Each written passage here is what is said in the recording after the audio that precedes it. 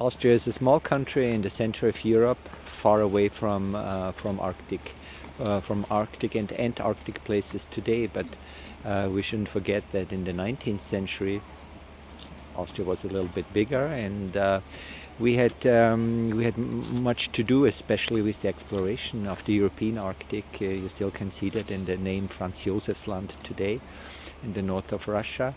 And so we have a research tradition. We don't have a political tradition in the Arctic, I would say, and we have no intention of building one up. But I think the Arctic is relevant for everyone today in the world. First and foremost, Europe also contains the Arctic. We are, the Arctic is not outside of Europe, so the Arctic is part and parcel of Europe.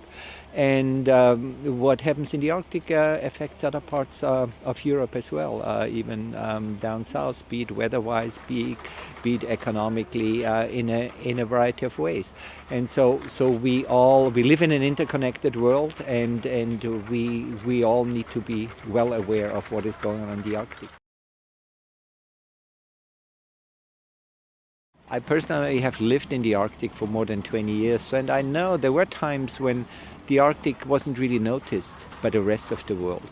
And I think it's good. It's good that today the world cares about the Arctic. The reasons for that are maybe not always good, because it's climate change, it's certain forms of conflicts of resource extraction that point the direction toward the Arctic. But nevertheless, having seen how the Arctic had been neglected even 20-25 years ago, I think it's very important that the world cares about the Arctic, but it's a two-way street. I think it's also Arctic researchers and Arctic states need to be aware that they are interconnected with the rest, and especially in Arctic research can only work as an international endeavor.